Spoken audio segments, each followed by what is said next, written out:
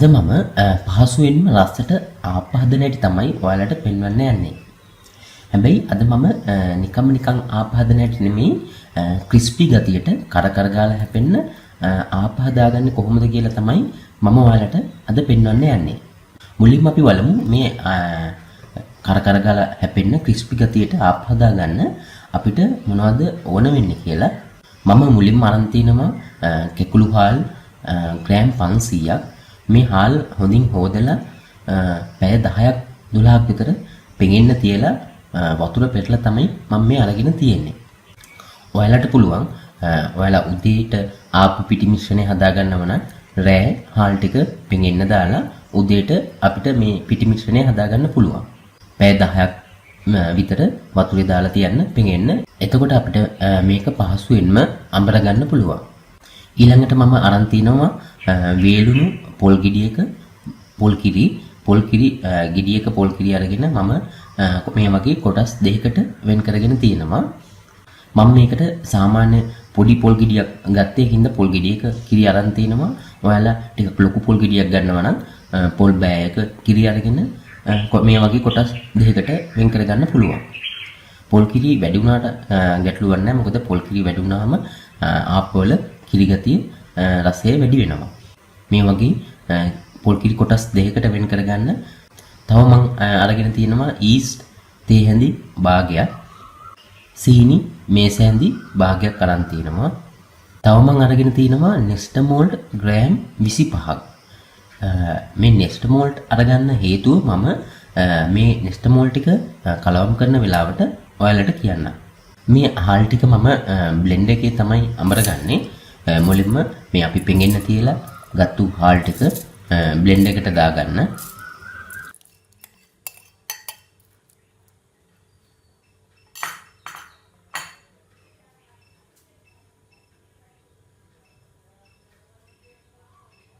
ඊළඟට මේකට පොල් කිරි ටික එකතු කරන ගමන් කෑල් හිටින් නැති වෙන්න හොඳට අඹර ගන්න ඕන.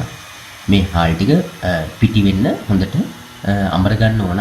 පොල් කිරි ටික එකතු කරන ගමන් මේක අඹර ගන්න.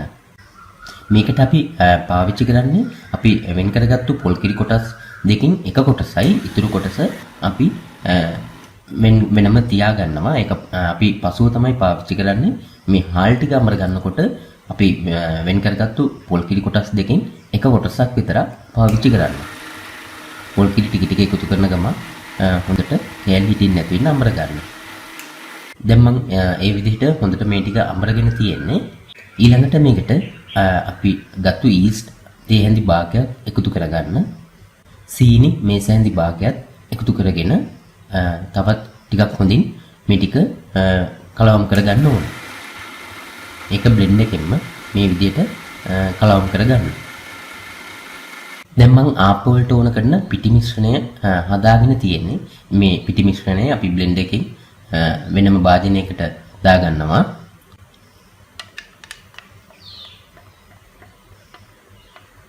මේ වගේ පිටි මිශ්‍රණය භාජනයට දාලා අහලා මේක පැය 12ක් විතර පිපෙන්න තියලා තියන්න ඕන. ඔයාලා රැයට ආප්ප හදන්න ගන්නවා නම් උදේ මේ පිටි මිශ්‍රණය හදලා වහලා තියන්න. උදේට ආප්ප හදනවා නම් රැය පිටි මිශ්‍රණය හදලා පිපෙන්න වහලා තියලා උදේට ආප්ප හදාගන්න පුළුවන්. මේ තියෙන්නේ පැය 12කට පස්සේ අපි හදාගත්තු පිටි මිශ්‍රණය.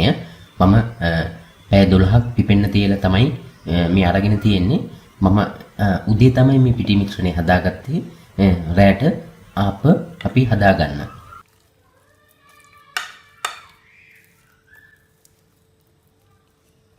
ඊළඟට මේ පිපෙන්න තියපු පිටි මිශ්‍රණයට අපි තියාගත්තු ඉතිරි පොල් කිරි කොටස ටික එකතු කරන ගමන් මේ පිටි ටික කලවම් කරගන්න ඕන.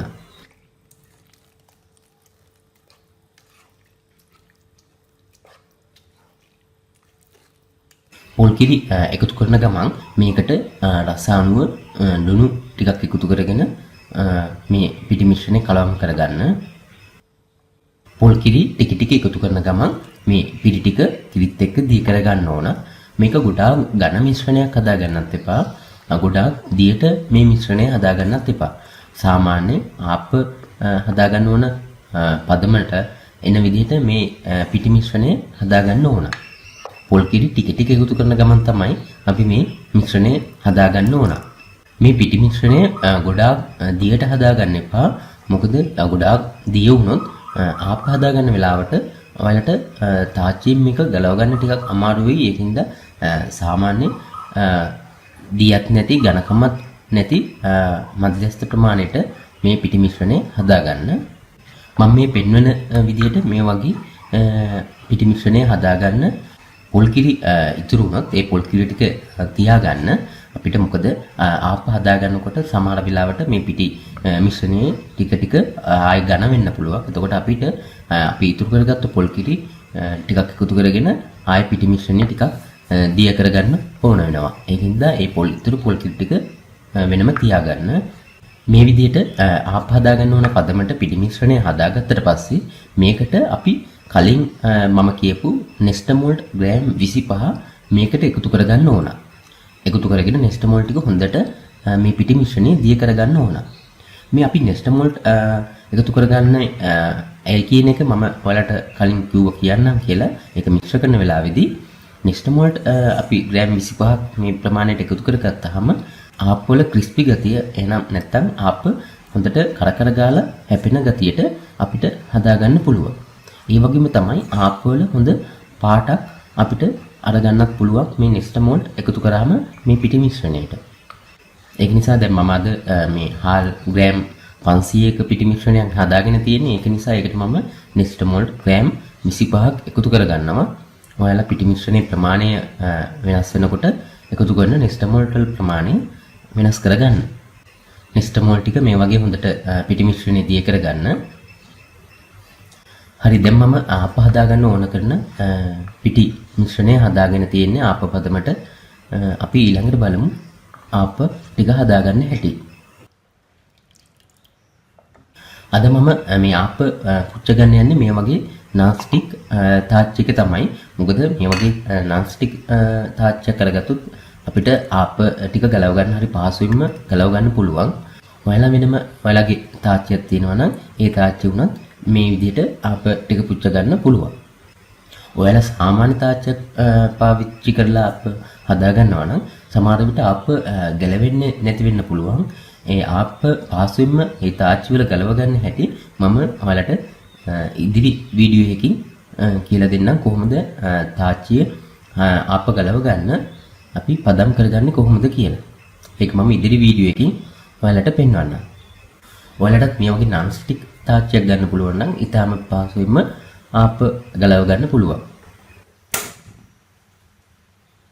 ඊළඟට මේ තත්තුණු තාච්චියට මේ වගේ පිටි මිශ්‍රණයෙන් හැන්දක් එකතු කරගෙන මේ වගේ රවුමට ආප්ප කරකවලා හදා ගන්න ඕන. හදාගෙන වහලා අඩු ගින්දරේ තමයි මේ ආප්ප ටික පුච්ච ගන්න ඕන. ගින්දර වැඩි කරගන්න එපා. සාමාන්‍ය මද ගින්නේ තමයි අපි මේ ආප්ප හදා ගන්න ඕන.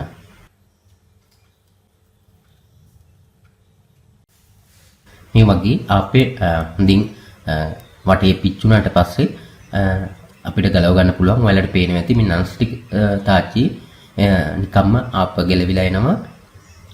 පහසුවෙන්ම මේ වගේ එකක් අරගත්තා නම් ඔයාලට ආප්ප හදා ගන්න පුළුවන්. ඊළඟට මේ ආප්ප හදාගන්න තාච්චිය ගොඩාක් රත් කරගන්න එපා. ගොඩාක් වෙලා හොඳට තාච්චි රත් වුණොත් මේ ආප්ප ටික හරියට හදාගන්න බෑ. මේ ආප්ප ඇකිලෙන්න පුළුවන්. ඒක නිසා සාමාන්‍ය ප්‍රමාණයට තමයි රත් කරගන්න. ගොඩාක් තාච්චි රත් වෙලා නම් පොඩ්ඩක් තාච්චි නිවලා ආප්ප හදාගන්න පිටි මිශ්‍රණය දාගන්න. ඔයාලට මේ වෙලාවෙදිත් පේනවා ඇති මේ ආප්ප වල ක්‍රිස්පි ගතිය. අපි අල්ලන කොටත් කැඩෙන ගතියක් තියෙන්නේ. ඒ තරම්ම හොඳට මේ ආප්ප ක්‍රිස්පි ගතියට ඇවිල්ලා තියෙනවා. මේ මම හදන ආප්ප පොඩ්ඩක් ඇතුළට ඇකිලෙන ගතියක් තියෙනවා. එහෙම වෙන්නේ මේ non stick තාච්චිය නිසා.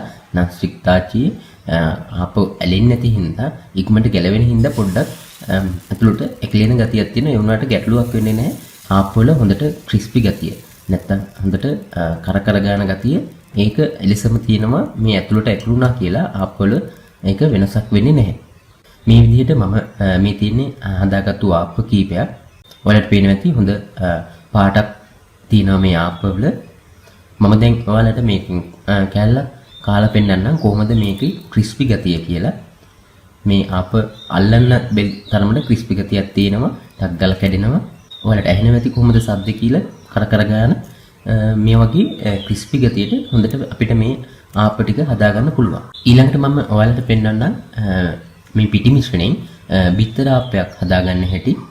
මේ බිත්තර ආප්ප හදාගන්නකොට අපි තාච්චියට දාන පිටි මිශ්‍රණය අපි සාමාන්‍ය ආප පුච්චනකට වඩා ටිකක් අඩුවෙන් දාගන්න. ගොඩාක්ම නෙමෙයි සාමාන්‍ය පොඩි ප්‍රමාණයක් පිටි අඩුවෙන් දාගෙන මුලින්ම මේ වගේ වටේට කරකව ගන්න. ඊළඟට මේකට බිත්තරයක් කඩලා මේ වගේ එකතු කරගන්න. එකතු කරගෙන හැන්දකින් පොඩ්ඩක් මේ බිත්තර ආප්පේ මැද්දේ පොඩ්ඩක් ගසා ගන්න. ඊළඟට මේ බිත්තර ගසාගත්තු බිත්තර ටික පොඩ්ඩක් මේ වගේ වටේට ආප්ප වටේට විහිදෙන්න කරකව ගන්න. එතකොට අපිට ඉමනින්ම මේ බිත්තර මැද තැම්බ ගන්න පුළුවන්. මොකද වටේට ටිකක් මේ වගේ කරකව ගත්තාම එකතු කරගෙන වහලා අඩු ගින්දරේ තමයි මේක හදාගන්න ඕන. ගින්දර අඩුවෙන් තියාගෙන තමයි මේ බිත්තර ආප්පේ පුච්ච ගන්න ඕන. නැත්තම් බිත්තර ආප්පේ මැද තැම්බෙන්නේ නැතුව වටේ කර වෙලා යයි. ඒක නිසා ගින්දර අඩුවෙන්ම තියාගෙන මේ බිත්තර ආප්පේ හදාගන්න.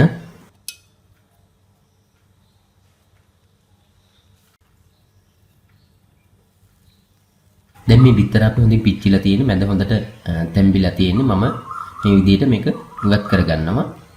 ඔයාලත් ඉතින් මේ මම පෙන්නපු විදිහට පිටි මිශ්‍රණය හදාගෙන හොඳට ක්‍රිස්පි ගතියට කර කර ගන්න ආප්ප හදාගන්න පුළුවන්. බිත්තර ආප්ප සාමාන්‍ය ප්ලේන් ආප්ප මේ විදිහට ගෙදරදීම පහසුවෙන්ම හදාගන්න පුළුවන්. ඉතාමත් පහසුයි. ඒ වගේම මේ ආප්ප ඉතාම රසවත්. ඔයාලත් මේ විදිහට හදලා බලන්න ගෙදරදීම ආප්ප රස කොහොමද කියලා.